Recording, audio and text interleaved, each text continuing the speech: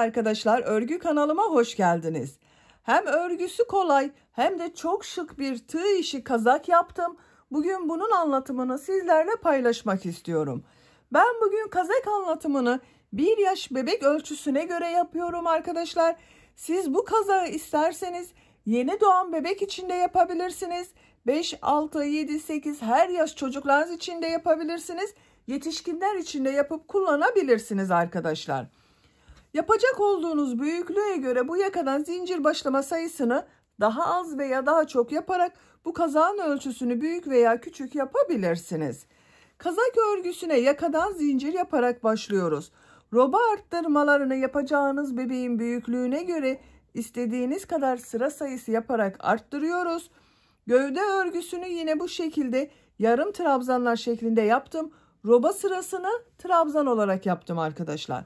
Ben farklı bir renk kullandım arada, bakın bu şekilde bej rengi kullandım. Siz isterseniz tek renk olarak da devam edebilirsiniz veya istediğiniz renkleri de kullanabilirsiniz. Bu kazak örgüsünde iplik olarak elimde 200 gramlık bir yumak iplik vardı. Onu kullandım. Bakın bu da kaldı. 1,5 adet, eğer 100 gramlık bir ip kullanıyorsanız 1,5 adet iplik yeterli olacaktır. Bej rengi olarak da bu iplik vardı. Bakın az miktarda bunu kullandım. Ben bugün bu renkleri kullandım. Siz istediğiniz marka iplik ve renkleri kullanarak örebilirsiniz. İpliklerin renk numarasını sormayın arkadaşlar. Etiketsiz bir yumaktı. Üzerinde ismiyle ilgili bir etiket yoktu. Onun için size numarasını söyleyemiyorum. Bakın ama iplik kalınlığı 320 metre olan iplik kalınlığında. Tığ olarak da elimin sıklığına ve ipliğin kalınlığına uygun olarak 5 numara 3 milimetre tığ kullandım. Siz daha küçük numaralı bir tığ kullanırsanız sizin yaptığınız örgü benim yaptığım örgüden daha küçük olacaktır arkadaşlar. Veya eliniz de sıkıysa sizin yaptığınız örgü benimle aynı sayıda yapsanız bile benim yaptığım ölçüden daha küçük olacaktır. Benim elimin sıklığına ve kullandığım tığa göre bu büyüklükte bir kazak elde ettim. Düğme olarak da bakın yakasına 2 tane düğme yaptım. Şu şekilde. Kullanışlı bir kazak modeli. Yakasında bebeği rahatsız etmesin diye ince bir yaka çalıştım arkadaşlar. Siz bunu isterseniz bir sıra daha yapabilirsiniz. Kol uçlarında bileklikli yaptım. Bebeğin bileğinde sıkı tutsun. Bakın uzun da olsa bileğini sıkı tutacağı için uzun da olsa bir sorun olmayacaktır arkadaşlar. Arka görüntüsüne bakalım. Kazağın arka görüntüsü de böyle. Bitmiş olarak size bu kazağın ölçülerini söylüyorum. Başlamadan önce fikriniz olsun. Gövde genişliğini ölçüyorum ilk önce. 27 santimetre. Yüksekliğini ölçüyorum. Kol altından gövde yüksekliğini ölçüyorum. 23 santimetre. Omuzdan itibaren tam yüksekliğini ölçüyorum. 35 santimetre. Kol yüksekliğini ölçüyorum. Tam yükseklik 32 santimetre. Kol altından yüksekliğini ölçüyorum. 20 santimetre. Bu ölçüde 1 yaş bebek için güzel bir ölçü. Benim size vermiş olduğum bu ölçü standart bebek ölçüsü arkadaşlar. Sizin bebeğiniz zayıf bir bebekse 2 yaşına kadar kullanabilir. Kilolu yapılı bir bebekse 6 aylık bebek için olacaktır. Bakın burayı da bu şekilde 2 düz 1 ters yaparak sıkı olsun istedim. Güzel oldu arkadaşlar. Hazırsanız hep birlikte bu güzel kazağın örgüsüne başlayalım. Örgü kanalıma abone değilseniz abone olmayı unutmayın lütfen. Örgü kanalıma abone olmak ücretsiz. Örgü kanalıma ücretsiz abone olup orada bulunan zil şeklinde dokunarak açık yaparsanız kanalıma video yüklediğim zaman ilk önce size bildirim gelir. Örgülerimden herkesten önce sizin haberiniz olur. İzlediğiniz videolarıma beğeni ve yorumlarınızı da yaparsanız çok sevinirim arkadaşlar. Örgü kanalıma ücretsiz abone olup Beğeni ve yorumlarıyla da destek olan bütün arkadaşlara ayrıca teşekkür ederim. Hepinize kolay gelsin. İyi çalışmalar. Bugün örgüde ben iplik olarak bu iki renk ipliği kullanıyorum. İpliklerin etiketi yok arkadaşlar. Renk numarasını soran çok arkadaş oluyor. Renk numaraları elimde yok. Bu 200 gramlık büyük bir yumaktı bakın. Ama renk numarası yok dediğim gibi. Kalınlık olarak da şu şekilde baktığınız zaman 320 metre ipliklerin kalınlığında arkadaşlar. Siz farklı marka iplikler kullanacaksanız üzerinde 320-330 metre yazan iplikleri kullanırsanız aynı kalınlıkta iplik. Bu da aynı şekilde bakın. Çok kalın olmayan orta kalınlıkta iplik. Bu iplikten ana renk olarak bunu kullanıyorum. Diğer iplik olarak da bu renk ipliği kullanıyorum. Siz istediğiniz marka iplik ve renkleri kullanarak yapabilirsiniz. Örgüye yakadan zincir yaparak başlayacağız.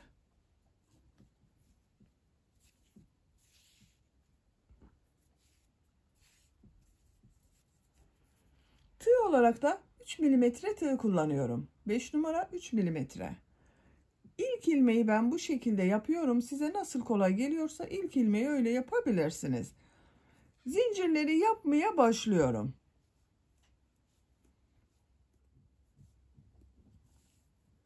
...82 zincir yaptım. 82 zincirin kaç santimetre olduğunu ölçüyorum.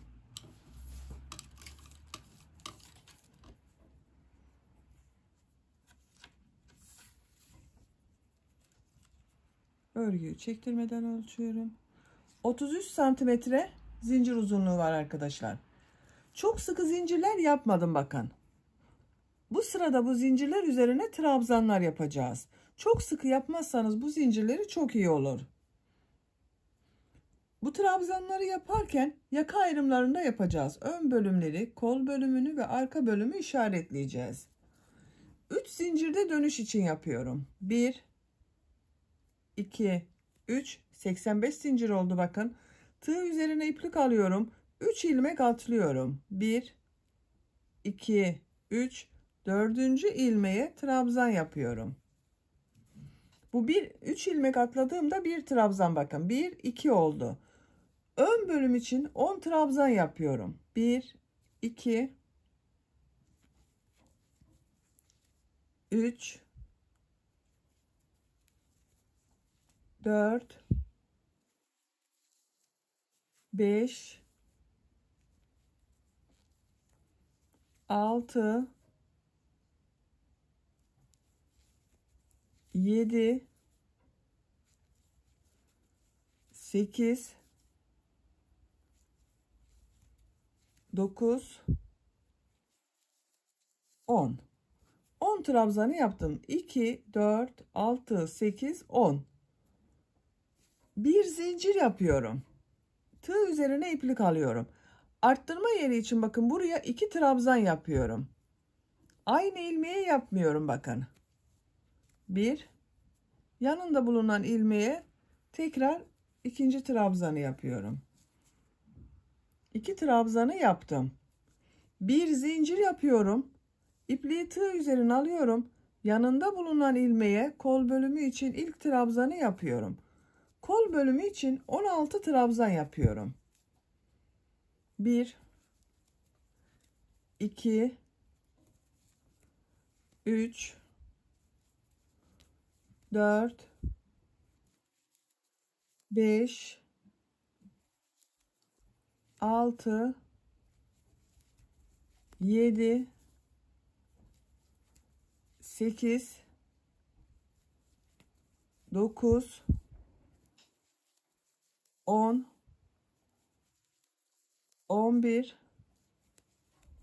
12 13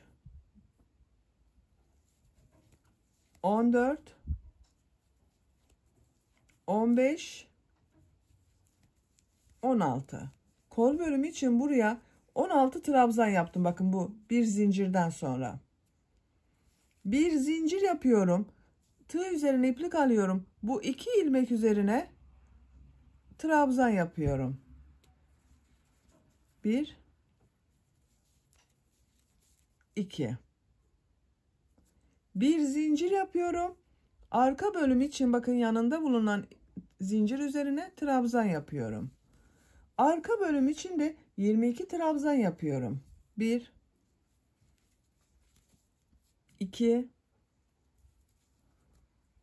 3 4 5 6 7 8 9 10 11 12 13 14 15 16 17 18 19 20 21 22. Arka bölüm için bakın bu bir zincirden sonra 22 trabzan yaptım. Bir zincir yapıyorum.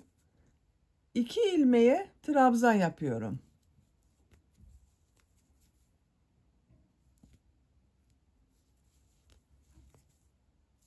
İki trabzan yan yana yaptım. Bir zincir yapıyorum.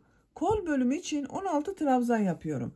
Bu kolda bakın buraya 16 trabzan yaptım. Buraya da 16 trabzan yapıyorum.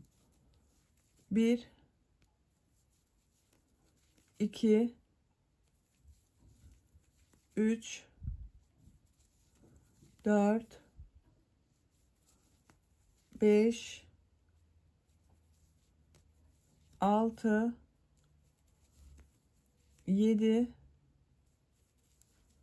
8 9 10 11 12 13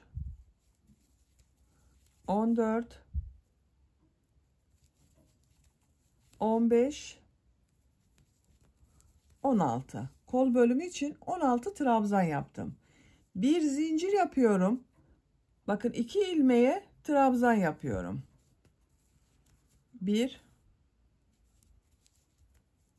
2. Bir zincir yapıyorum. Ön bölüm için de 10 trabzan yapıyorum. Bakın başlangıçta ön bölüm için 10 trabzan yaptım. Buraya da 10 trabzan yapıyorum. 1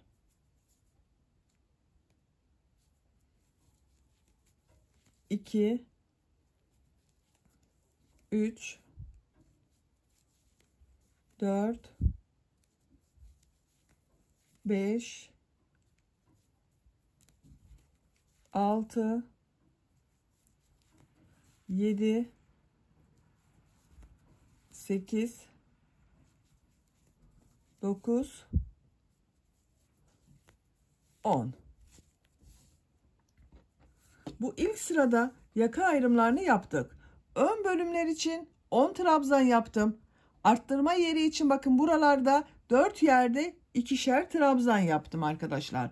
Kol bölümü için 16'şar trabzan, arka bölüm için de 22 trabzan yaptım. Şimdi ikinci sırada bu 2 trabzan yaptığımız yerler vardı bakın arttırma yerinde. Bunları boşluktan alarak yapacağız. Diğer trabzanların üzerine trabzan yapacağız. Bir zincir yapıyorum. Örgüyü çeviriyorum. İlk ilmek üzerine trabzan yapıyorum. Diğer ilmekleri de trabzan yapıyorum. Bakın sayalım. 1 2 3 4 5 6 7 8 9 10. Ön bölüm için 10 trabzanı yaptım. Bu bir zincir yaptığım yere geldim. İpliği tığ üzerine alıyorum. Bakın bu bir zincirin üzerine bir trabzan yapıyorum. Ön bölüm için arttırmayı yaptım. Bakın burada 11 trabzan oldu. Bir zincir yapıyorum. Tığ üzerine iplik alıyorum. Burada bakın 2 trabzan yapmıştım. Bu trabzanları ters taraftan boşluktan alarak trabzan yapıyorum. Şu şekilde bakın tığ boşluğa takıyorum. Uzun yapıyorum arkadaşlar bu trabzanı. Bakın uzatıyorum. Şu şekilde boşluktan aldım, trabzan yaptım. Tekrar tığ üzerine iplik alıyorum. İkinci trabzanda ters taraftan uzatarak boşluktan alıyorum, trabzan yapıyorum. Bakın. Bu iki trabzanın görüntüsü böyle. Bir zincir yapıyorum. Kol bölümünde bulunan ilmekler üzerine trabzan yaparak devam ediyorum. Bakın bu sefer üzerlerine batıyorum. Sadece bu ikişer yaptığımız trabzanları boşluktan alarak yapacağız. 16 trabzan yaptım. 16 trabzanın üzerine trabzan yapıyorum.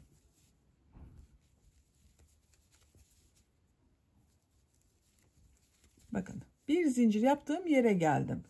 Bu bir zincirin üzerine bir trabzan yapıyorum. Bir zincir yapıyorum. Tığ üzerine iplik alıyorum. Bu iki trabzanı ters taraftan boşluktan alıyorum. Uzun trabzan yapıyorum bakın. Tekrar ikinci trabzan da aynı şekilde ters taraftan boşluktan alıyorum. Trabzan yapıyorum. Bir zincir yapıyorum. Bu bir zincirin üzerine bir trabzan yapıyorum. Arka bölümde bulunan ilmekler üzerine trabzan yaparak devam ediyorum. Bakın boşluktan alarak yaptığımız yerlerde kabarık görünüyor arkadaşlar. Örgünün düz tarafı burası. Bu bir zincire kadar devam edelim. Arka bölümde trabzanları yaparak bu bir zincire kadar geldim. Bakın arttırma yaptığım yerdeyim. Arka bölüm için bu bir zincire bir trabzan yapıyorum. Bir zincir yapıyorum. Bu iki trabzanı ters taraftan boşluktan alıyorum. Trabzan yapıyorum.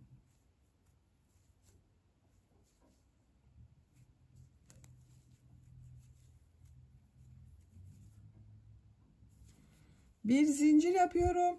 Kol bölümü için bu bir zincir üzerine arttırma trabzanı yapıyorum. Diğer ilmeklere de trabzan yaparak devam ediyorum. Bu arttırma yerine kadar devam edelim. Arttırma yapacağım yere kadar kol bölümünde bakın trabzanları yaptım.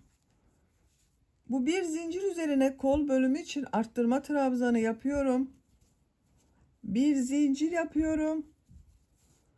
Bu iki trabzanı ters taraftan boşluktan alıyorum, trabzan yapıyorum.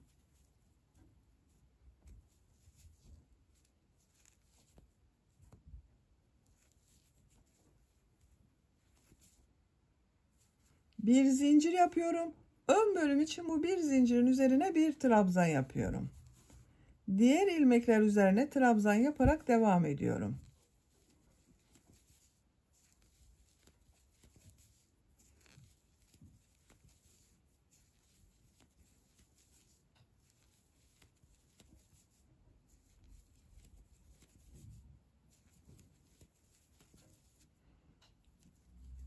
Bakın sıra sonunda bu 3 ilmek atlayarak yaptığım bir trabzan vardı. Trabzan sırasına başladığım yerde.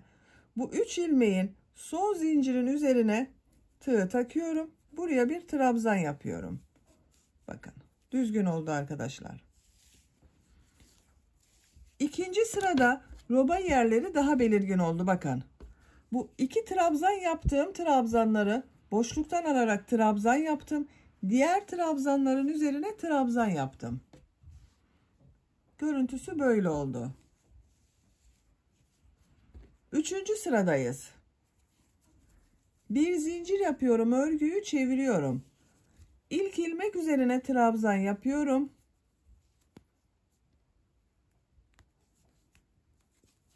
Diğer ilmekler üzerine de trabzan yaparak devam ediyorum. Bu bir zincir yaptığım yere kadar devam edelim.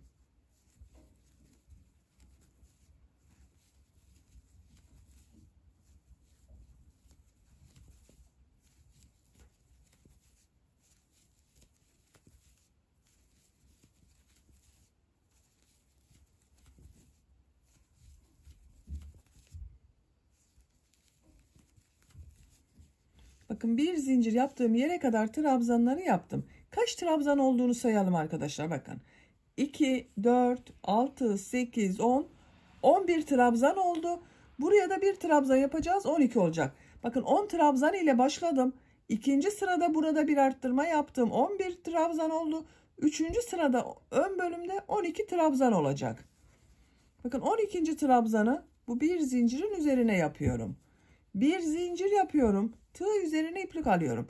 Bakın bu sırada bu iki trabzanı düz taraftan boşluktan alıyorum. Trabzan yapıyorum. Bu iki trabzanı nasıl görüyorsan o şekilde boşluktan alarak trabzan yapıyoruz. İkinci trabzanda boşluktan aldım. Trabzan yaptım. Bir zincir yapıyorum. Bu bir zincirin üzerine kol bölümü için arttırma trabzanı yapıyorum. Bakın arkadaşlar, bu şekilde. Bu iki trabzandan önce ve sonra birer trabzan yapıyoruz, birer zincir yapıyoruz. Bu arttırma yerine kadar devam edelim. Arttırma yapacağımız yere kadar bakın trabzanları yaptım. Bu arttırma yerine bakın bir zincirin üzerine bir trabzan yapıyorum. Bir zincir yapıyorum. Bu iki trabzanı düz taraftan boşluktan alarak trabzan yapıyorum.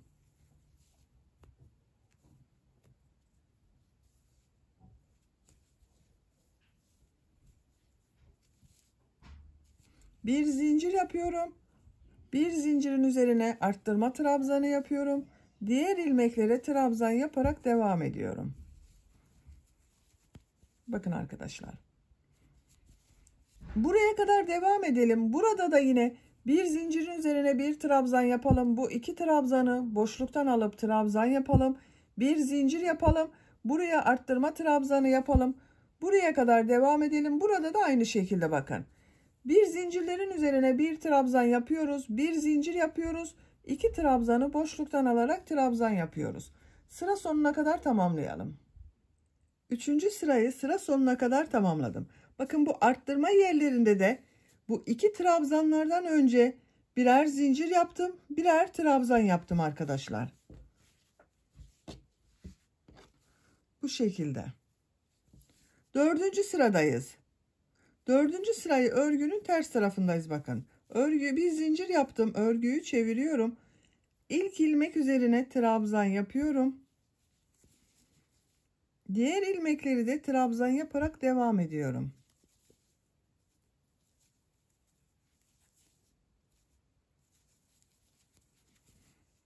Arttırma yapacağımız buraya kadar devam edelim. Arttırma yapacağım yere kadar ön bölümde trabzanları yaptım.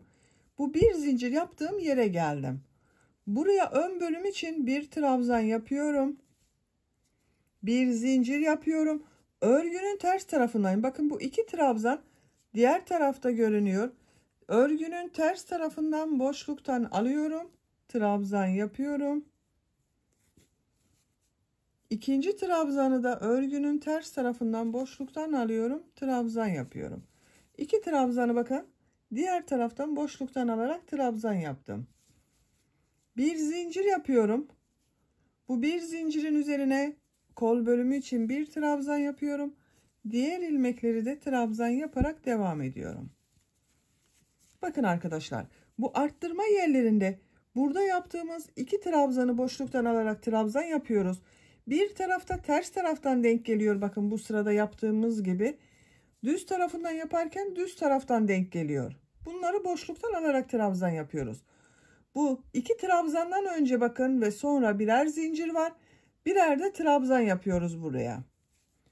Bu şekilde burada ve burada arttırmalar yaparak sıra sonuna kadar tamamlayalım. Dördüncü sırada da sıra sonuna kadar tamamladım. Bakın bu arttırma yerlerinde yine aynı şekilde zincir ve arttırmalarımı yaptım arkadaşlar.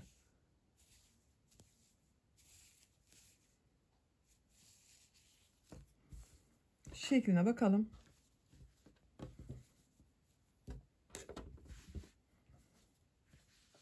Açık olarak bakın görüntüsü böyle. Katladığımız zaman da bu şekilde görünüyor. Bakın robanın görüntüsü çok güzel oluyor.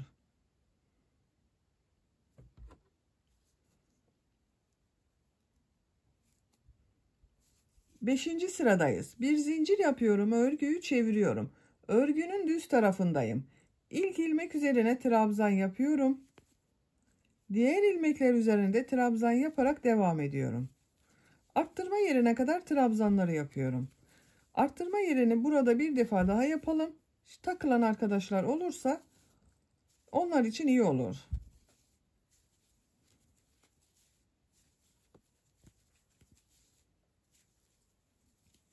Trabzan yapıyoruz arkadaşlar. Bu arttırma yapacağımız yere kadar trabzanların üzerine trabzanlar yapıyorum. Bakın. Bu bir zincir yaptığım yere geldim. Buraya bir trabzan yapıyorum. Bir zincir yapıyorum. Bu iki trabzanı düz taraftan boşluktan alıyorum. Trabzan yapıyorum. Uzatarak yapıyorum. Bakın bu boşluktan alarak yaptığım trabzanları uzatarak yapıyorum. Bir zincir yapıyorum. Bu bir zincirin üzerine arttırma trabzanı yapıyorum. Diğer ilmeklere trabzan yapıyorum. Bakın. Düz tarafından yaparken bu iki trabzanı düz taraftan boşluktan alıp trabzan yapıyoruz. Ters tarafından yaparken de ters taraftan boşluktan alıp trabzan yapıyoruz. Nasıl görüyorsak o şekilde arkadaşlar. Rovanın örgüsü bu şekilde bu 4 noktadan arttırmalar yaparak devam edecek arkadaşlar. Yapacak olduğunuz bebeğin büyüklüğüne göre bu 4 noktadan düzenli arttırmalar yaparak rovanın örgüsünü tamamlayalım. Roba bölümünün örgüsünü arttırmalar yaparak tamamladım. Kaç sıra roba yaptığımı sayıyorum. 2, 4, 6, 8, 10, 12, 13 sıra. 13 sıra roba var arkadaşlar. Santimetre olarak da ölçüyorum. Şu şekilde bakın ölçüyorum. 11 santimetre yükseklik var. Benim yapacağım ölçü için yeterli. Burada bitirmiyorum. İlk önce bu ön bölüme düğme için düğme patları yapıyorum. Bakın düğme patını buraya yapıyorum. Diğer tarafa da düğme için düğme iyilikleri yapacağız. Burada bitirdim. Bakın örgünün düz tarafı burası. Bu uçta bitirdim. Açık olarak da görelim. Bakın arkadaşlar. Açık olarak da böyle.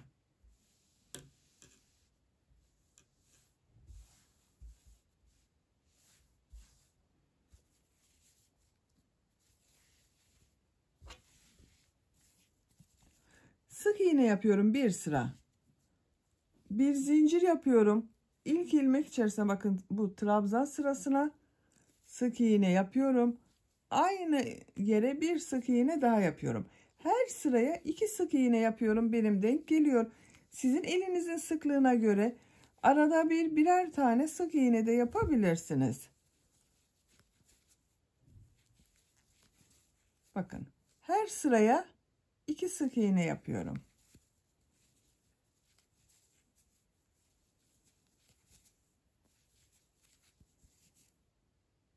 Yaka başlangıcına kadar devam edelim. Yaka başlangıcı yaptığım yere kadar bakın bir sıra sık iğne yaptım. Bir zincir yapıyorum. Örgüyü çeviriyorum. Sık iğnelerin üzerinden yarım trabzan yapıyorum. İlk ilmek üzerine yarım trabzan yapıyorum. Yarım trabzanı bakın bu şekilde yapıyorum. Tığ üzerine iplik alıyorum. Trabzan yapıyor gibi ilmek aldım. Bir defa da içinden çıkarıyorum bakın.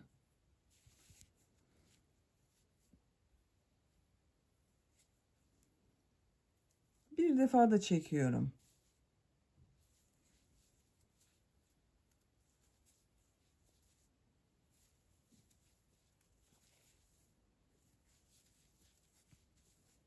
Yarım trabzanlar yapıyoruz. Sıra sonuna kadar devam edelim. Yarım trabzanlar yaparak sıra sonuna kadar tamamladım. Bir zincir yapıyorum. Örgüyü çeviriyorum. Bunun üzerinden bir sıra daha yarım trabzan yapıyorum. İlk ilmek üzerine yarım trabzan yapıyorum. Diğer ilmekleri de yarım trabzan yaparak devam ediyorum.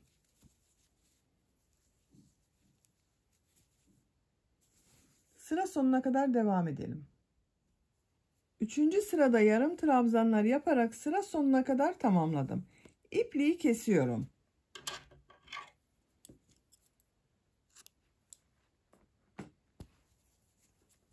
Bakın arkadaşlar, düğme dikeceğimiz patı hazırladık. Ben bugün bunu erkek bebek için yaptığımdan bakın burayı düz yaptım. Diğer tarafa düğme iliği yapıyorum. Siz bunu kız bebek için yapıyorsanız buraya düğme iliği, diğer tarafa düğme için düğme patı yapmanız iyi olacaktır. Düğme iliği yapacağım patı yaka başlangıcından başlıyorum. Bakın buradan başlıyorum.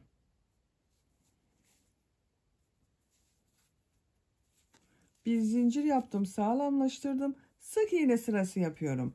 Burada da bakın bir sıra sık iğne, 2 sıra yarım trabzan yaptım. Burada da aynısını yapıyorum. Bir sıra sık iğne yapıyorum.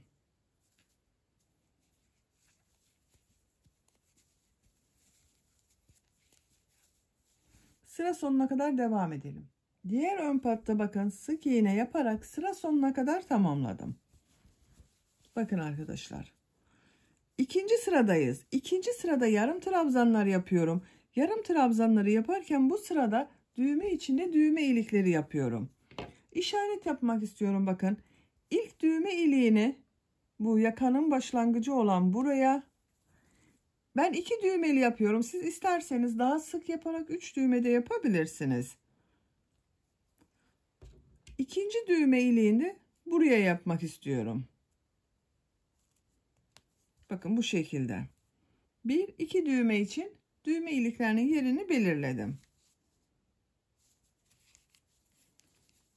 Bir zincir yapıyorum, örgüyü çeviriyorum. Yarım trabzanlar yapıyorum.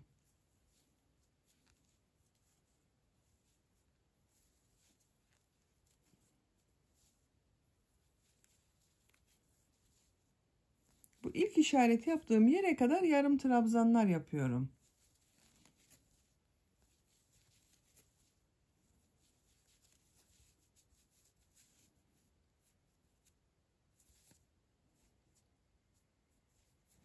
Bakın işaret yaptığım yere geldim.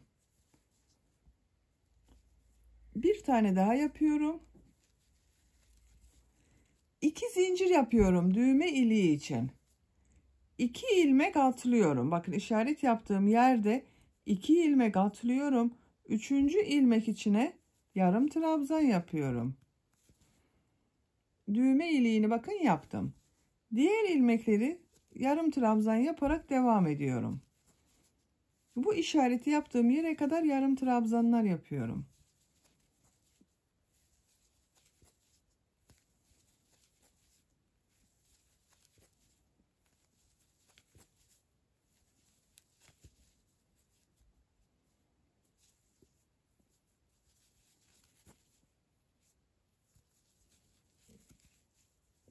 Bakın diğer işaret yaptığım yere geldim.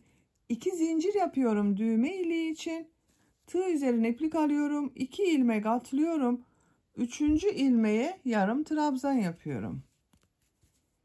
Son ilmek içine de bir yarım trabzan yapıyorum. Bakın arkadaşlar düz tarafından böyle. Bir buraya düğme iliği yaptım. Bir de buraya düğme iliği yaptım. Bir zincir yapıyorum. Örgüyü çeviriyorum. Yine yarım trabzan sırası yapıyorum. İlk ilmek içine yarım trabzan yapıyorum. Bakın bu 2 zincir yaptığım yere 2 yarım trabzan yapıyorum. Diğer ilmekler üzerine birer defa yarım trabzan yapıyorum.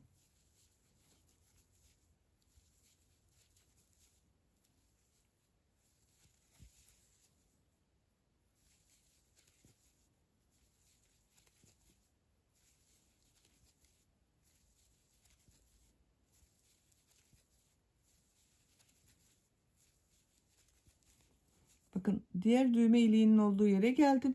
2 zincir üzerine 2 yarım trabzan yapıyorum. Diğer ilmekler üzerine birer defa yarım trabzan yapıyorum.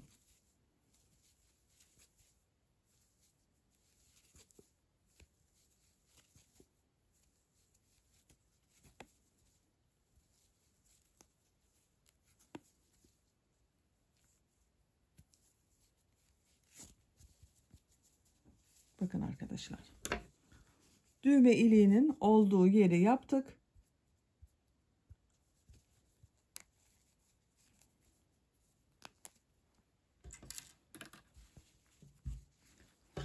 Buraya düğme dikeceğiz. Bunu bu şekilde yapacağız bakın. Düğme iliği olan yer üstte kalacak. Örgünün gelişine bakıyorum. Bu şekilde bakın. Gitmiyorum arkadaşlar. Örgünün ters tarafından yapıyorum. Sayıyorum. Bakın burada bulunan bu patları yaptığım yerde şu ilmeğe tığ takıyorum. Burada bulunan ilmeği o ilmek içinden geçiriyorum. Bir zincir yapıyorum. Örgüyü çeviriyorum. Bu ilk ilmeğe bir trabzan yapıyorum.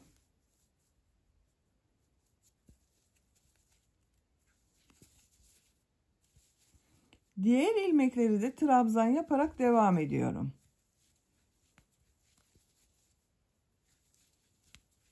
Bakın. Burayı birleştireceğiz. Sıra sonunda arkadaşlar bunu şu şekilde birleştireceğiz trabzanlar yaparak. Arttırma yaptığımız buraya kadar devam edelim. Arttırma yaptığımız yere kadar trabzanları yaptım. Burada yine bakın arttırma yapıyorum. Bir zincir yapıyorum. Bu iki trabzanı ters taraftan boşluktan alıyorum. Trabzan yapıyorum.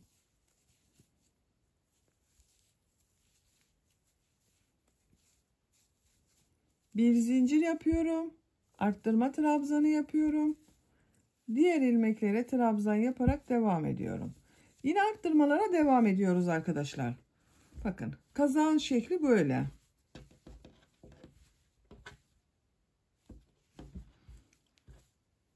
Buraya kadar devam edelim. Arttırma yapalım.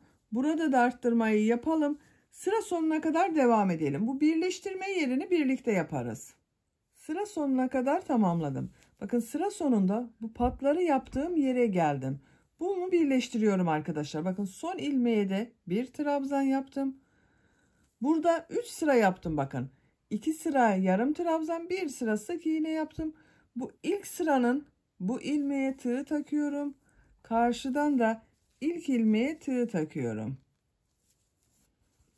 Trabzan yapıyorum. İkinci ilmeğe tığ takıyorum. Karşıdan ikinci ilmeğe tığ takıyorum. Trabzan yapıyorum. Son bakın. Bu ilmek ile karşıyı da birleştiriyorum. Son ilmek ile burada yaptığım ilk trabzan ilmeği var bak. Bir zincir yaparak bir trabzan yaptım. Bu ilmek ile birleştiriyorum. İlmek kaydırma yaparak sırayı birleştirdim.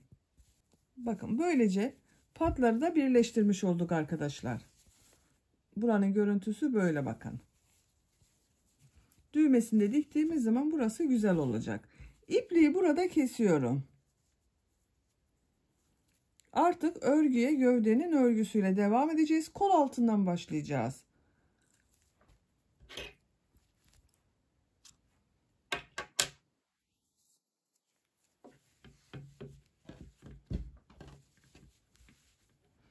Bakın bu şekilde. Açık olarak da böyle oldu. Bir sıra yine trabzan sırası yaptım. Arttırma yerlerinde de arttırmaları yaptım. Burası ön bölüm. Şu şekilde bakıyorum. Şu kolun diğer tarafında olan bakın arka bölümün buradan ipliğin ucunu bağlıyorum. Bakın bu iki trabzanı boşluktan alarak yaptığım trabzanlar vardı. İkisinin ortasından bağlıyorum.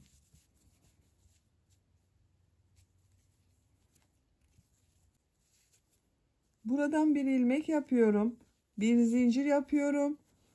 Bakın bu bir trabzan var. Boşluktan alarak ikisinin ortasından bağladım ipliği arkadaşlar. Bu trabzanı boşluktan alıyorum. Trabzan yapıyorum. 2 zincir yapıyorum kol altı için. Çok sıkı yapmıyorum zincirleri. Bir sonraki sırada üzerine trabzan yapacağız. Tığ üzerine iplik alıyorum. Kol bölümünde bulunan bütün trabzanları atlıyorum. Kol ile bakın bu ön bölümü ayıran, bu arttırma yerinde bulunan bu iki boşluktan aldığım trabzanı boşluktan alıyorum, trabzan yapıyorum. İkinci trabzan da aynı şekilde boşluktan alıyorum, trabzan yapıyorum. Tığ üzerine iplik alıyorum. Arttırma yerine bir arttırma trabzanı yapıyorum. Diğer ilmekleri de yarım trabzan yaparak devam ediyorum. Artık örgüye yarım trabzan olarak yapıyoruz. Gövde bölümünün örgüsünü yarım trabzan şeklinde yapıyoruz arkadaşlar. Trabzan sırasını burada bitirdim. Bakın her ilmeğe bir yarım trabzan yapıyorum. Bir defa da çıkarıyorum trabzanı.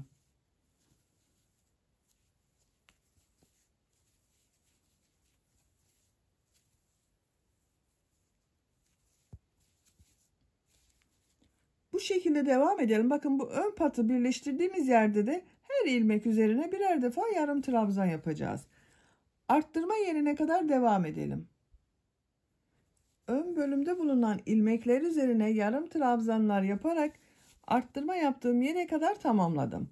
Bakın burada bu arttırma yerine bir yarım trabzan yapıyorum. Bu iki trabzanı boşluktan alıyorum, trabzan yapıyorum.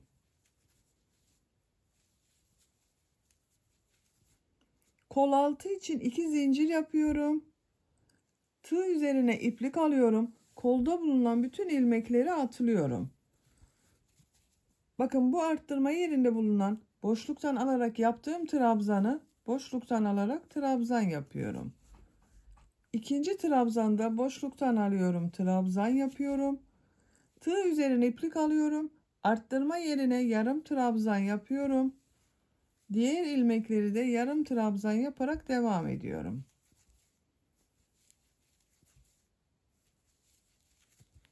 Bakın bu kol altında 2 zincir ile birleştirdik ön ve arka bölümü. Sıra sonuna kadar devam edelim. Arka bölümde de yarım trabzanları yaparak bakın arttırma yerine geldim arkadaşlar. Bu arttırma yerine bir yarım trabzan yapıyorum. Tığ üzerine iplik alıyorum. Bu trabzanı boşluktan alıyorum, trabzan yapıyorum. Bakın ilk trabzanı burada ilk başta boşluktan alarak trabzan yaptım. Bununla ilmek kaydırma yaparak sırayı birleştiriyorum. Bakın bu ikisi yan yana geldi. Bakalım. Kazağın görüntüsü bakın bu şekilde arkadaşlar. Kol altlarını ikişer zincir ile birleştirdik. Bu sırada da yarım trabzanlar yaptık. Dediğim gibi artık örgü yarım trabzan şeklinde devam edecek.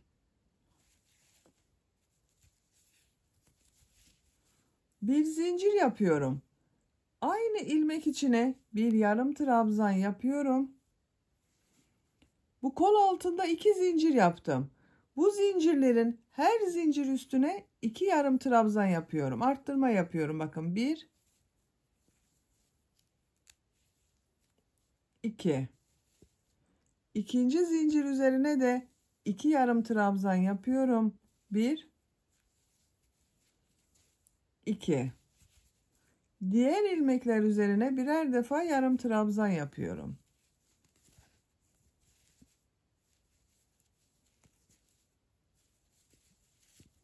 Bakın buranın görüntüsü böyle arkadaşlar. Diğer kol altına kadar devam edelim. Kol altı için yaptığım 2 zincire kadar bakın yarım trabzanları yaptım.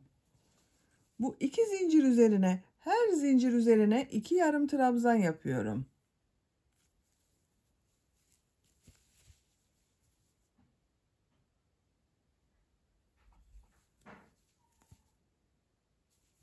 İkinci zincir üzerine de 2 yarım trabzan yapıyorum.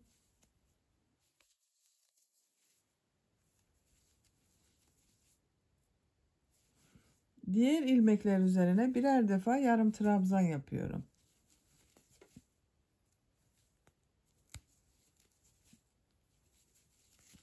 Bakın bu kol altı da böyle oldu arkadaşlar.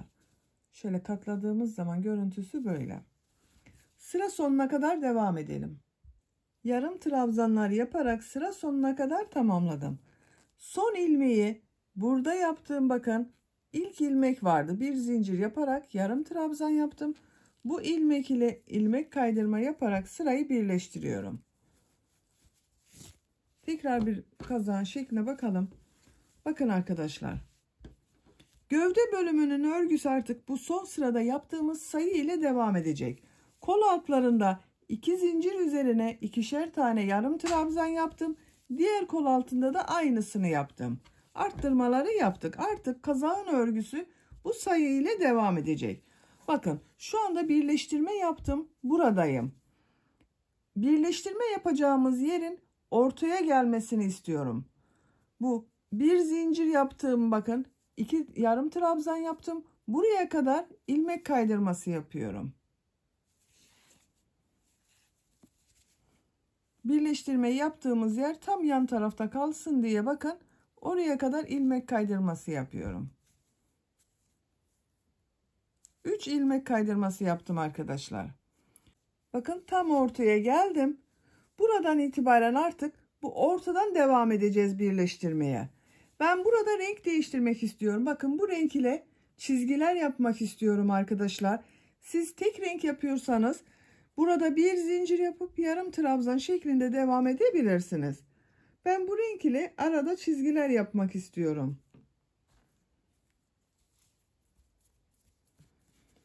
İlmeğin rengini bakın bu renk yapıyorum. Bu ipliği kesmiyorum, bekletiyorum. Bir zincir yapıyorum. Aynı ilmeğe yarım trabzan yapıyorum. Diğer ilmekleri de yarım trabzan yaparak devam ediyorum. Bu renkle yapıyorum bakın yarım trabzanları. Sadece renk değişti. Her ilmeğe bir yarım trabzan yapıyorum.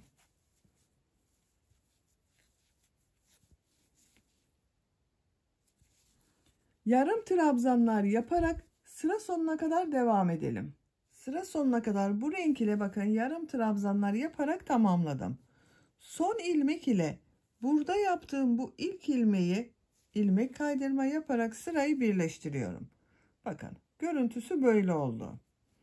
Diğer renk ipliğe geçiyorum. Bakın bunu bekletiyordum burada. İlmeğin rengini bu renk yapıyorum. Şu şekilde çektim, sağlamlaştırdım. Bir zincir yapıyorum. Aynı ilmeğe bakın. Yarım trabzan yapıyorum. Diğer ilmekleri de yarım trabzan yaparak devam ediyorum.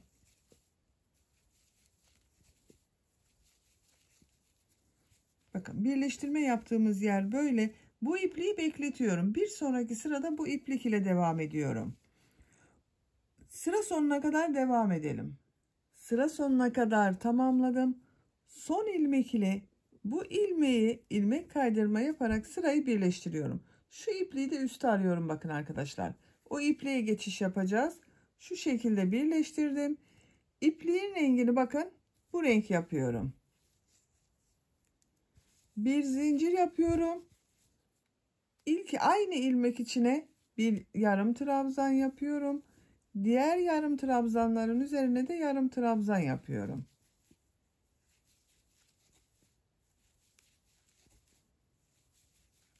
Bakın bu şekilde çizgili örgü elde ediyoruz.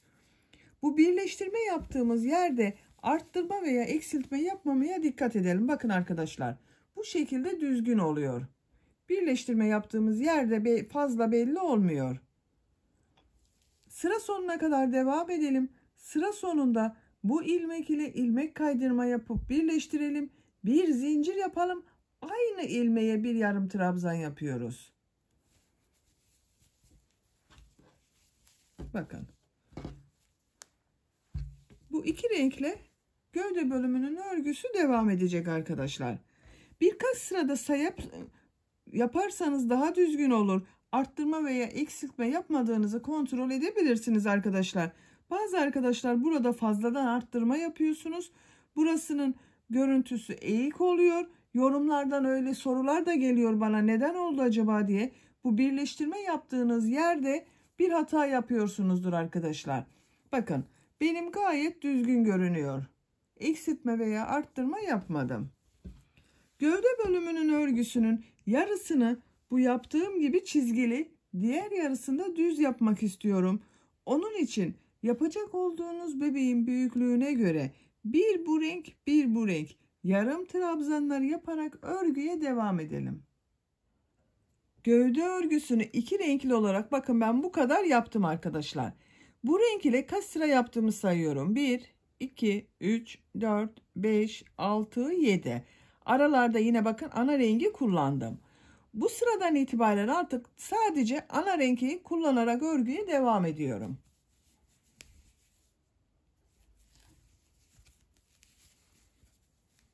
Bir zincir yapıyorum. İpliği tığ üzerine alıyorum. Bu ilk ilmek üzerine bakın aynı renk ile devam ediyorum. Diğer rengi kullanmıyorum artık. Bu şekilde. Gövde bölümünün örgüsü artık tek renk olarak devam edecek arkadaşlar. Birkaç sıra daha bu şekilde örgüye devam edelim. Gövde bölümünün örgüsünü bu renkli yaptığım sıradan sonra bakın yapacağım ölçüye göre düz renk ile devam ettim. Kol altından sonra kaç sıra yaptığımı sayıyorum arkadaşlar. 1, 2, 3, 4, 5, 6, 7, 8, 9, 10, 11, 12, 13, 14, 15, 16, 17, 18, 19, 20, 21, 22, 23, 24, 25, 26, 27, 28, 29, 30, 31, 32, 33. 33 sıra yarım trabzan sırası yaptım. Bu yükseklik benim için yeterli yapacağım ölçü için.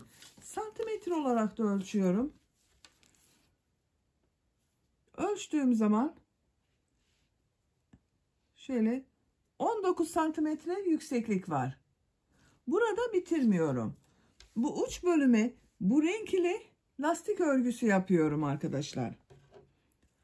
Bakın buraya kadar 3 milimetre tığ kullandım.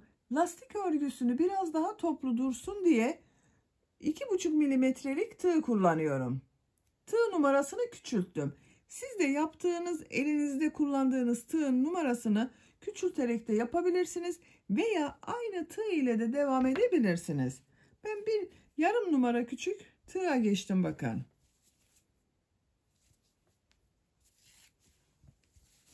Burada ilmeğin rengini bu renk yapıyorum.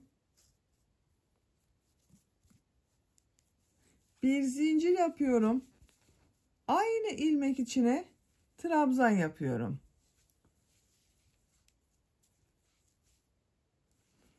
Diğer ilmekleri de trabzan yaparak devam ediyorum.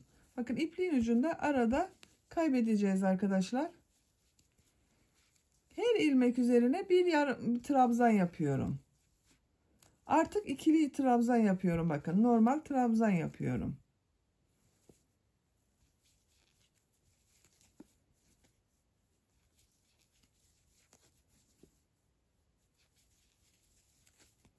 Bu şekilde. Sıra sonuna kadar devam edelim. Trabzanlar yaparak sıra sonuna kadar tamamladım. Son ilmek ile ilk ilmeği ilmek kaydırma yaparak sırayı birleştiriyorum.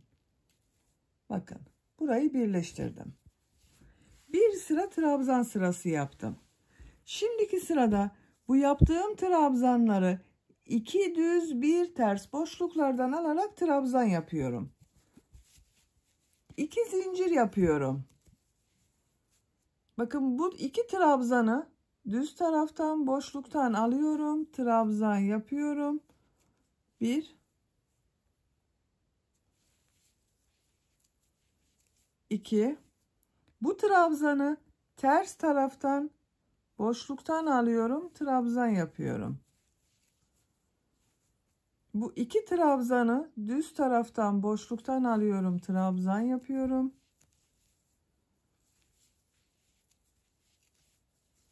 Bu trabzanı ters taraftan boşluktan alıyorum. Trabzan yapıyorum.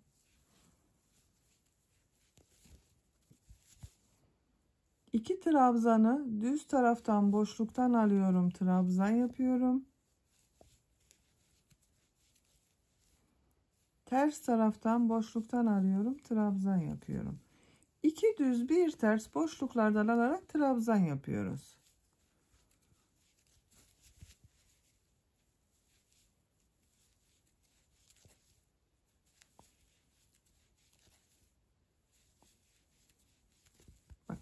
Görüntü olarak böyle görünüyor arkadaşlar. Ters tarafının görüntüsü de böyle. Sıra sonuna kadar 2 düz 1 ters boşluktan alıp trabzan yaparak devam edelim. Sıra sonuna kadar tamamladım. Son trabzanları bakın 2 trabzanı düz taraftan boşluktan aldım, trabzan yaptım. Son ilmek ile ilk yaptığım bu ilmeği ilmek kaydırma yaparak sırayı birleştiriyorum. Sıra başında 2 zincir yaptığımda bakın ters tarafta görünen trabzan oldu arkadaşlar. Bakın görüntüsü böyle oldu. Bu sırada 2 düz 1 ters boşluklardan alarak trabzan yaptım. Ters tarafının görüntüsü de bu şekilde bakın.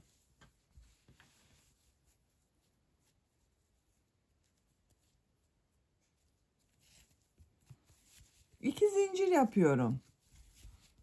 Bu iki zincirler ters tarafta görünen trabzan oluyor. Bu sırada bu boşluktan alarak yaptığım trabzanları nasıl görüyorsam o yönde boşluktan alarak trabzan yapıyorum. Bakın bu iki trabzan düz görünüyor. Düz taraftan boşluktan alıyorum, trabzan yapıyorum.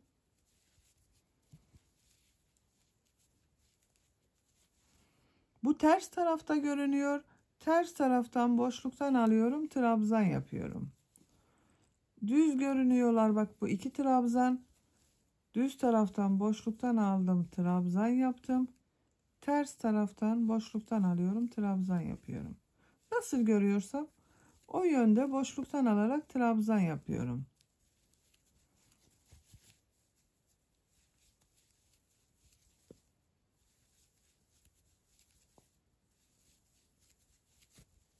Bakın arkadaşlar. Sıra sonuna kadar devam edelim. Sıra sonunda ilmek kaydırma yapalım, birleştirelim. Bir sonraki sırada yine nasıl görüyorsan o şekilde boşluktan alarak trabzan yapalım. Tercihinize göre bu iki düz bir ters boşluktan alarak yaptığımız örgüleri istediğiniz kadar sıraları tekrarlayarak tamamlayalım. Kazağın lastik örgüsünü 5 sıra olarak tamamladım. Sıra sonunda ilmek kaydırma yaparak birleştirdim. İpliği kesiyorum.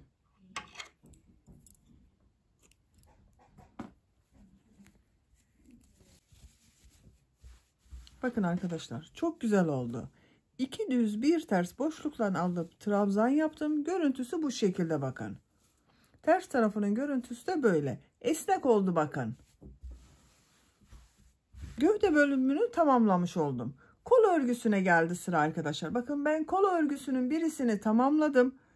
Gövde bölümüyle aynı sıra sayısınca bakın bu renkli iplikler ile sıra yaptım.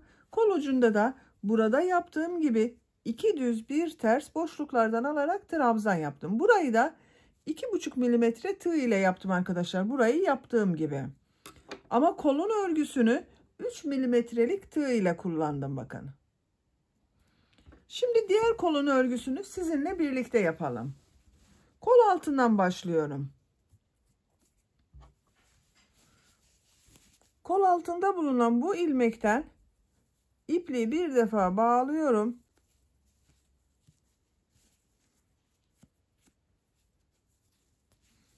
Yarım trabzanlar yapıyorum. Bakın gövdenin örgüsünde bu trabzan sırasından sonra 2 sıra yarım trabzan yaptım. Sonra bu çizgilere geçtim arkadaşlar. Burada da aynısını yapıyoruz. 2 sıra bu renk ile yarım trabzanlar yapacağız. Daha sonra bu renk ile çizgi bölümüne geçiyoruz. Buradan bir ilmek yapıyorum. Tığ üzerine iplik alıyorum. Bakın kolun burada bulunan bakın bu 2 düz trabzanı boşluktan alarak yapıyordum.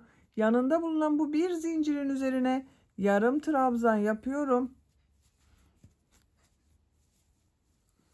Tığ üzerine iplik alıyorum. Diğer ilmekleri de yarım trabzan yaparak devam ediyorum.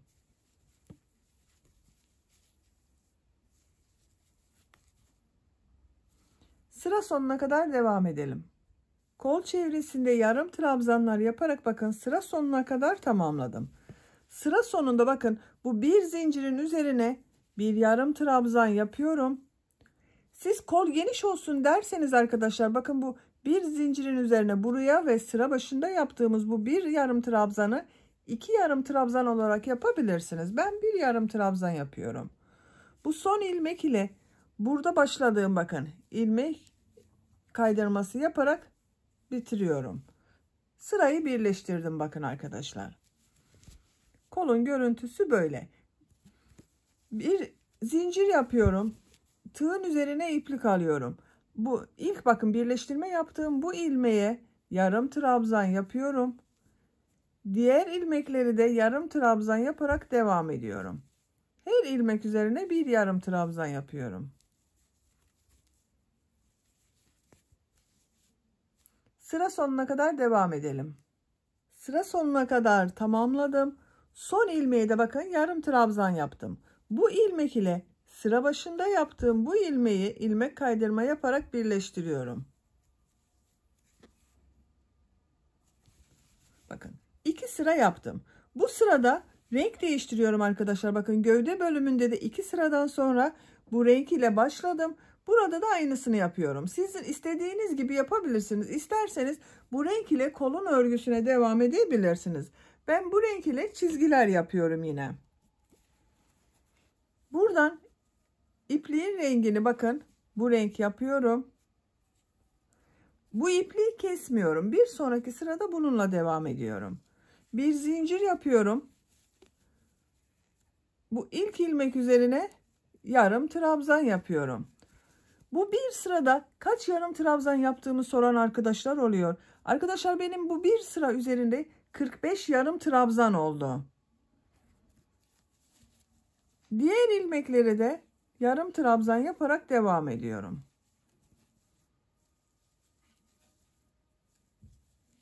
Bakın bu ipliği burada bekletiyorum. Bir sonraki sırada bununla devam edeceğiz.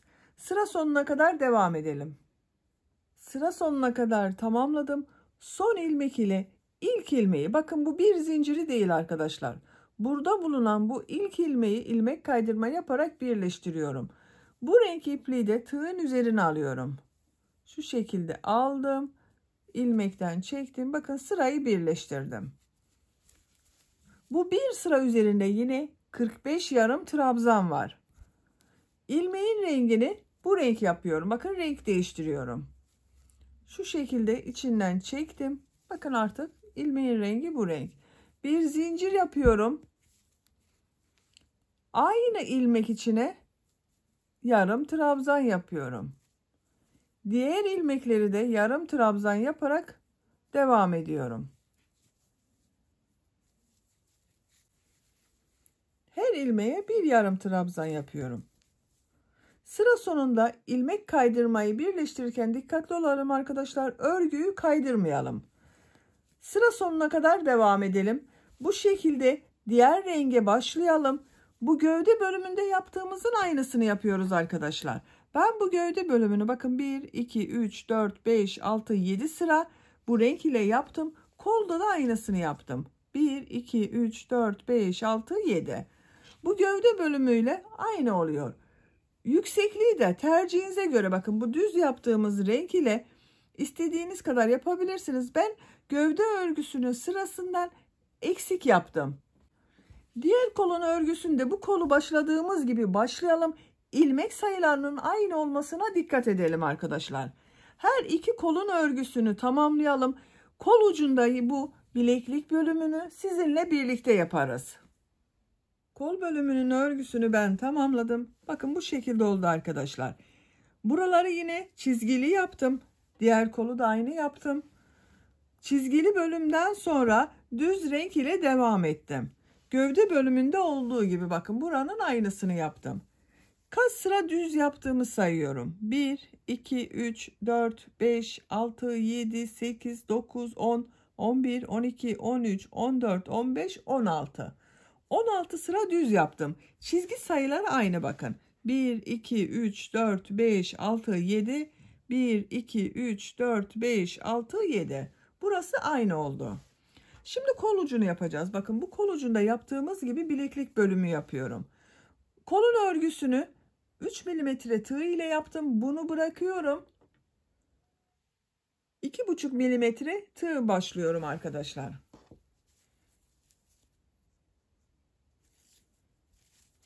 En son bakın burada ilmeğinin rengini bu renk yapıyorum. şu şekilde içerisinden geçirdim. Bir zincir yaptım, sağlamlaştırdım. Trabzan sırası yapıyorum. Bu ilk ilmek üzerine trabzan yapıyorum. Diğer ilmekleri de trabzan yaparak devam ediyorum. Bakın ipleri de içeride tutuyorum. Kaybediyorum arkadaşlar. Görünmesini engelliyorum.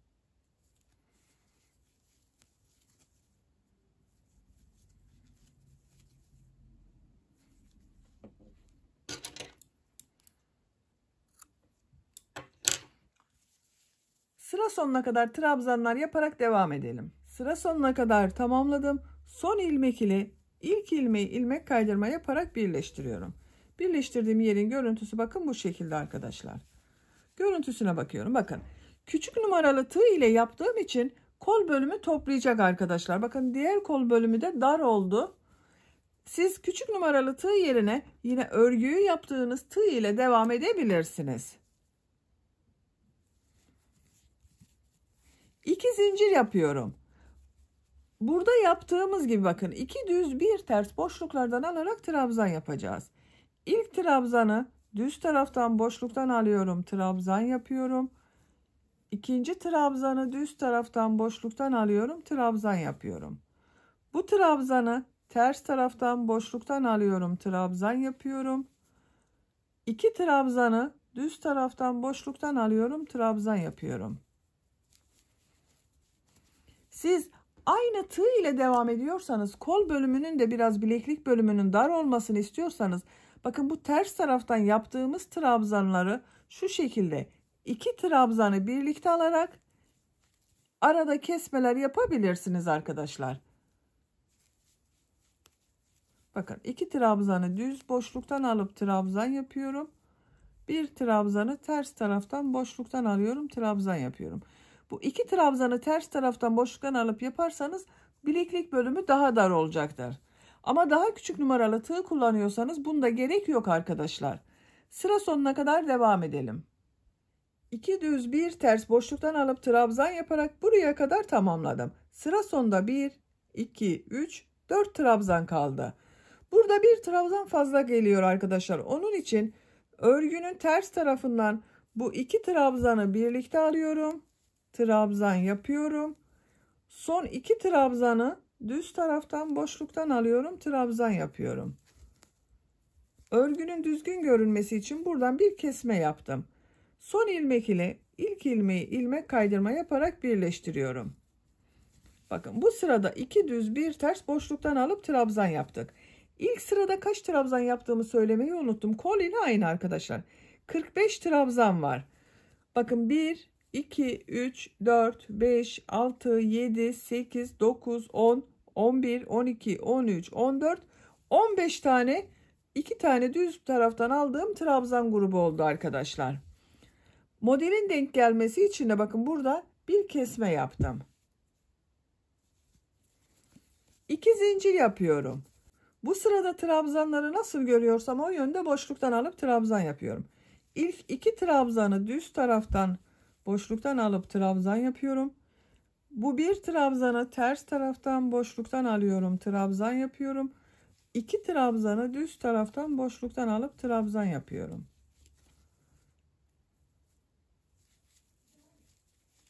Sıra sonuna kadar devam edelim. Sıra sonuna kadar tamamladım. Son ilmek ile ilk ilmeği ilmek kaydırma yaparak birleştiriyorum. 2 zincir yapıyorum. Bir sıra daha nasıl görüyorsam o yönde boşluktan alıp trabzan yapıyorum.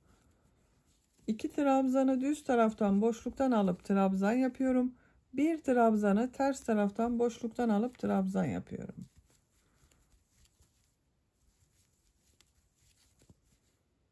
Sıra sonuna kadar devam edelim. Sıra sonuna kadar tamamladım. Son ilmek ile ilk ilmeği ilmek kaydırma yaparak birleştiriyorum. Burada ipliği kesiyorum arkadaşlar. Bakın 1, 2, 3, 4 sıra oldu. İpliği kesiyorum. Siz tercihinize göre bir sıra daha devam edebilirsiniz. Bakın. Bileklik bölümü böyle oldu. Diğer kolun örgüsünde siz aynı bunu yaptığımız gibi yapabilirsiniz. Aynı kol altından başlayıp yapabilirsiniz. Şimdi yakasını da yapalım. Bakın. Düğmelerini de diktim ben arkadaşlar. Bu düğme iliği yaptığım yerlerin tam karşısına 2 tane düğme yaptım. Yakanın örgüsünü yine bu renk ile yapıyorum. Bu düğme diktiğim patın bakın buradan ipliği bir defa bağlıyorum.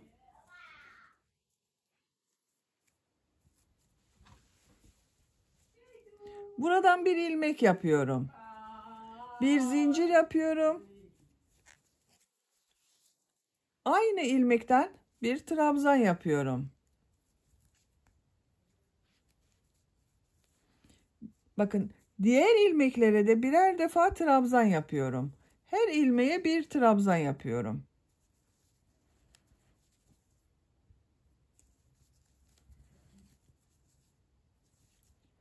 Yakanın çevresinde trabzanlar yaparak bu patın buraya kadar devam edelim. Sonuna kadar yapmayacağız bakın.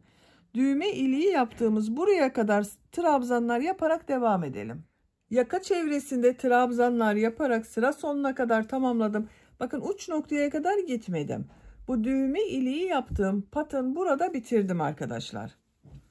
Görüntüsüne bakalım. Bakın. Bu şekilde oldu. Görüntüsü böyle. Düz trabzanlar yaptım. Tığ 3 milimetrelik tığ kullanıyorum arkadaşlar yakada bakın. Küçük numaralı tığ kullanmıyorum. İkinci sıradayız. 2 zincir yapıyorum. Örgüyü çeviriyorum.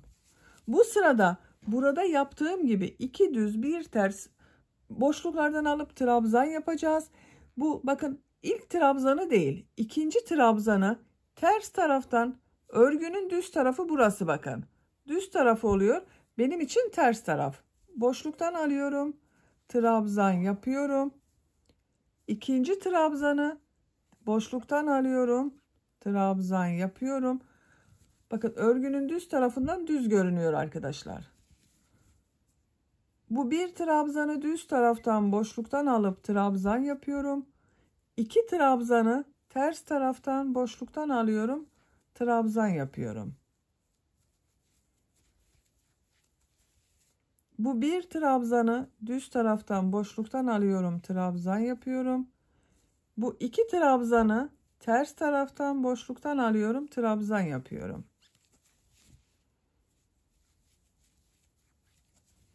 Bir trabzanı düz taraftan boşluktan alıp trabzan yapıyorum. 2 ters taraftan boşluktan alıyorum. Trabzan yapıyorum. Bir düz taraftan boşluktan alıyorum. Trabzan yapıyorum. Örgünün düz tarafına baktığımız zaman bu şekilde bir görüntü elde ediyoruz. Sıra sonuna kadar devam edelim. Sıra sonuna kadar tamamladım. Sıra sonunda bakın burada bir ilmek kaldı arkadaşlar. Son 2 trabzanı ters taraftan boşluktan aldım. Trabzan yaptım. Bu son ilmeğin üzerine bir trabzan yapıyorum. Bakın. İkinci sırada örgünün ters tarafından yaptığımız için bir düz iki ters bir düz iki ters boşluktan aldım. Trabzan yaptım. Düz taraftan bakın 2 düz bir ters görünüyor. Üçüncü sıradayız. Bir zincir yapıyorum. Örgüyü çeviriyorum. Tığ üzerine iplik alıyorum. Nasıl görüyorsam o şekilde boşluktan alıyorum. Trabzan yapıyorum. Bakın bu ilk 2 trabzanı düz taraftan boşluktan alıyorum. Trabzan yapıyorum. Bir trabzanı ters taraftan boşluktan alıyorum. Trabzan yapıyorum. 2 trabzanı düz taraftan boşluktan alıyorum. Trabzan yapıyorum.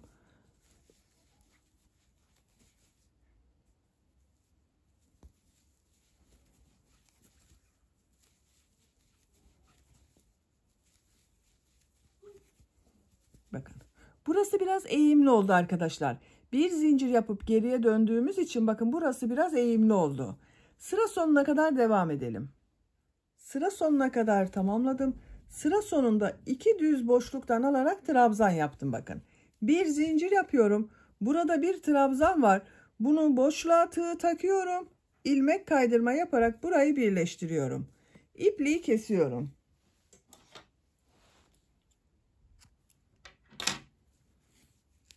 Bakın. Burada da eğimli bir görüntü elde ettik arkadaşlar. Yaka başlangıcında da böyle bir eğimli görüntü yaptık. Bakın sıra sonunda da aynısı oldu. Düğmesini taktığımız zaman daha güzel görünecektir. Bakın yakanın görüntüsü bu şekilde oldu. Çok güzel oldu gördüğünüz gibi. Siz isterseniz bunu bir sıra daha devam edebilirsiniz. Ben 3 sırayı yeterli görüyorum. Biraz boğazını kapatsın isterseniz bunu 4-5 sıra olarak da yapabilirsiniz. Böylece kazağın örgüsünde tamamen bitirmiş oldum. Bakın kolları bu şekilde oldu. Arka görüntüsü de böyle oldu. Bitmiş olarak size ölçülerini söylüyorum. Kol altının buradan gövde genişliğini ölçüyorum. Gövde genişliği 27 santimetre. İnç olarak da ölçüyorum. 10,5 inç genişlik var. Yüksekliğini ölçüyorum. Kol altının buradan yükseklik santimetre olarak 23 santimetre. İnç olarak ölçüyorum. 9 inç. Omuzdan itibaren tam yüksekliğini ölçüyorum. 35 santimetre. İnç olarak ölçüyorum. 13,5 inç bakın. Kol yüksekliğini ölçüyorum. Bakın kol altından yükseklik 20 santimetre. İnç olarak ölçüyorum. 8 inç. Tam kol yüksekliğini ölçüyorum. Bakın buradan itibaren ölçüyorum. 32 santimetre. İnç olarak ölçüyorum. 12,5 inç. Bu ölçüde standart beden ölçüsüne göre 1 yaş bebek için güzel bir ölçü. Sizin bebeğiniz kilolu bir bebekse 6 aylık bebek için olur. Zayıf bir bebek ise 2 yaşına kadar çok rahat kullanabilir arkadaşlar bu kazağın örgüsünü. Böylece bir örgü anlatımının daha sonuna gelmiş oldum. Beni dinlediğiniz ve izlediğiniz için hepinize çok teşekkür ederim. Örgü kanalıma abone değilseniz abone olmayı unutmayın lütfen. Örgü kanalıma abone olmak ücretsiz. Örgü kanalıma ücretsiz abone olup orada bulunan zil şeklinde dokunarak açık yaparsanız kanalıma video yüklediğim zaman ilk önce size bildirim gelir. Örgülerimden herkesten önce sizin haberiniz olur. İzlediğiniz videolarıma beğeni ve yorumlarınızı yaparsanız çok sevinirim arkadaşlar. Sizlerle yeni örgülerde görüşmek dileğiyle. Hoşça kalın, sevgiyle kalın.